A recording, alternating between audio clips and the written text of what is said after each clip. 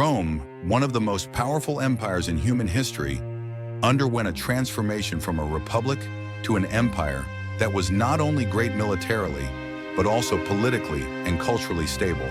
And the founder of this golden era was none other than Augustus Caesar, the first emperor of Rome. In today's video, we will delve into the life, achievements, and career of Augustus, the man who changed the fate of Rome and even the Western world. The road to power.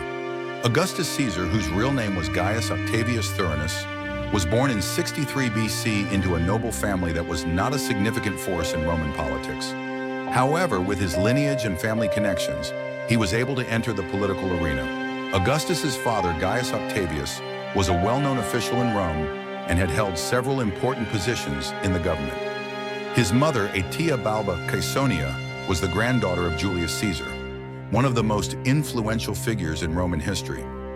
This connection laid the foundation for Octavian's later journey to power. Although his family was not at the top of the political hierarchy, the name Julius Caesar and the close relationship with him opened up opportunities for Octavian after Caesar's death in 44 BC. Julius Caesar's will. When Julius Caesar died in 44 BC, he left behind an important will, naming Octavian as his adopted son and sole heir. This will was not only an act of trust by Caesar and Octavian, but also a significant turning point, providing Octavian with a priceless opportunity in the struggle for power in Rome. Although he was an adopted son, Octavian immediately recognized that he was the only one capable of continuing and protecting Caesar's legacy. In his will, Caesar also appointed several others to important government positions, including Marcus Antonius, Antony, who had been a loyal ally and military commander for Caesar. However, after Caesar's death, the political situation in Rome became chaotic, and Octavian quickly realized that in order to truly seize power, he would need to overcome all political rivals.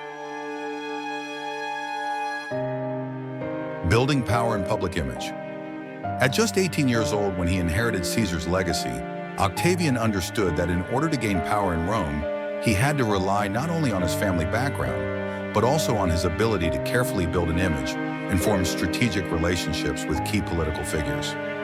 Initially, he had little support, but his intelligence and diplomatic skills helped him gain favor from the elite and the military. One of Octavian's most important decisions was to immediately begin consolidating power within the military. He called upon several soldiers loyal to Caesar and quickly built a strong army. However, Octavian's strength did not lie solely in military might, but also in his ability to govern and strategize effectively in political matters.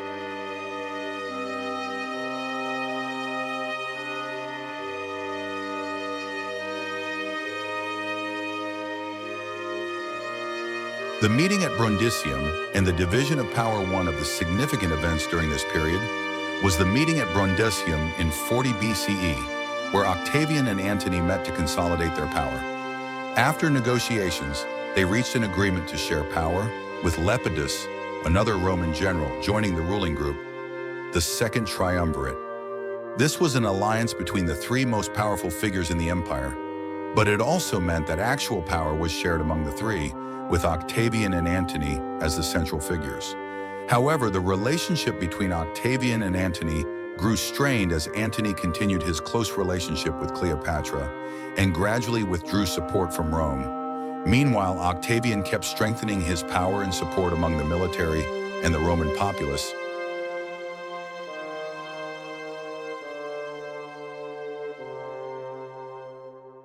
The war with Antony and Cleopatra.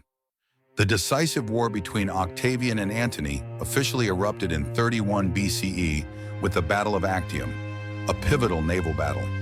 Octavian, with the help of General Agrippa, decisively defeated Antony and Cleopatra's fleet in a fierce battle at the Bay of Actium, near the Ionian Sea. After this defeat, Antony and Cleopatra committed suicide, marking the end of the threat posed by Antony and paving the way for Octavian's rise to the throne.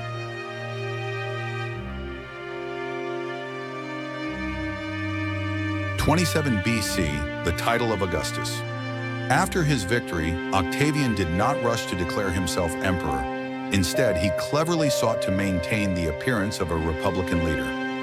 In 27 BC, he officially transferred power to the Senate and the Roman people. But the Senate awarded him the title of Augustus, meaning great or sacred.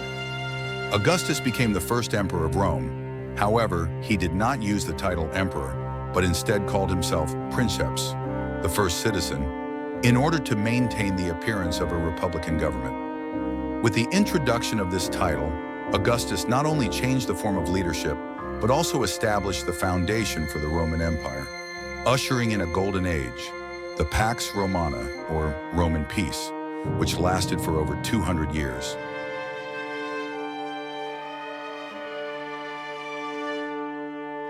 The Battle of Actium and the final confrontation. After Julius Caesar's assassination in 44 BC, the Roman political world became chaotic. Many prominent figures fought for power, including Marcus Antonius, Antony, one of Caesar's top generals. Antony, along with Lepidus and Octavian, later Augustus, formed the First Triumvirate, a political alliance to control Rome and avenge Caesar's death. However, the relationship between Octavian and Antony quickly deteriorated, leading to a dramatic confrontation between the two, which involved Cleopatra, the Queen of Egypt. Power and alliances. While Octavian primarily maintained power in Rome, Antony ventured east to expand his influence and consolidate his power. In Egypt, Antony began a romantic relationship with Cleopatra VII, the Queen of Egypt, one of the most powerful women in history. Cleopatra was highly intelligent, sharp, and visionary. The relationship between Antony and Cleopatra was not only a romantic one, but also had political implications, as Cleopatra hoped that an alliance with Antony would help her maintain power and protect Egypt from Roman invasion. Antony and Cleopatra had 3 children together, and Antony spent much of his time in Alexandria, the capital of Egypt, neglecting his political duties in Rome. This increased concerns and tensions between Antony and Octavian. Octavian, who was very astute in political maneuvering, seized the opportunity to undermine Antony's credibility in Rome. He declared that Antony had betrayed Rome by abandoning his duties to live with a foreign queen, sparking outrage among the Roman people. Escalating conflict and Octavian's manipulation. Octavian exploited the relationship between Antony and Cleopatra to undermine Antony's trust with the Roman people. He openly criticized Antony for his actions with Cleopatra, and even in a major speech at the Senate, Octavian revealed to the public that Antony intended to move the empire's center of power from Rome to Alexandria, Egypt. Octavian also published Antony's will, which showed that Antony had promised Cleopatra that the eastern territories of the Roman Empire would be left to their children. This was a calculated strategic move by Octavian, using this revelation to stir up the Roman people's anger towards Antony. The challenge and the outbreak of war. Octavian did not stop at mere propaganda against Antony. He also launched an official war. He declared war on Antony and Cleopatra with the goal of defeating his rivals and asserting his own power in Rome. Octavian understood that this conflict was not just a battle between 2 individuals, but also a war between 2 entirely different political systems. While Octavian represented the Republic with respect for the Senate's power and democratic institutions, Antony and Cleopatra symbolized an alliance between the military power of Rome and the absolute rule of Egypt. The Battle of Actium, a historic turning point. The Battle of Actium, fought on September 2nd, 31 BC, marked the turning point in the decisive war between the 2 powers. This famous naval battle took place off the western coast of Greece, near the city of Actium. Antony and Cleopatra mobilized a large fleet to confront Octavian's army, commanded by Agrippa, Octavian's brilliant general. Although Antony and Cleopatra's forces were larger, Octavian's tactics were superior. Agrippa, who led the naval campaign, exploited the enemy's weaknesses and implemented a strategy to divide Antony and Cleopatra's fleet. A crucial factor in Octavian's victory was Cleopatra's decision during the battle. Despite Antony's resolute leadership of the fleet, when Cleopatra signaled for her ships to retreat, Antony felt compelled to follow her, leading to a complete defeat. Antony and Cleopatra's forces were shattered, and their fleet was heavily defeated. Results and consequences. After this defeat, Antony and Cleopatra fled to Egypt. Antony's defeat was not only a severe blow to his power, but also damaged Cleopatra's reputation. Antony committed suicide along with Cleopatra in the 30 BC, just a year after their loss at the Battle of Actium. Cleopatra also took her own life, traditionally by allowing a venomous snake to bite her, marking the end of the reign of one of the greatest queens in history.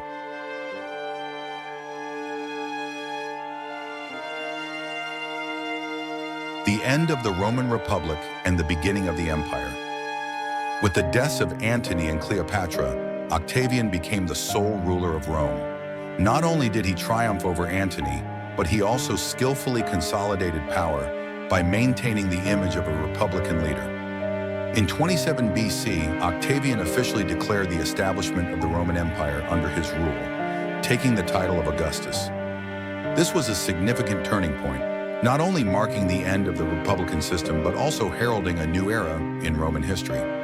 A period in which Augustus would build and sustain a powerful Roman Empire that would last for over 400 years.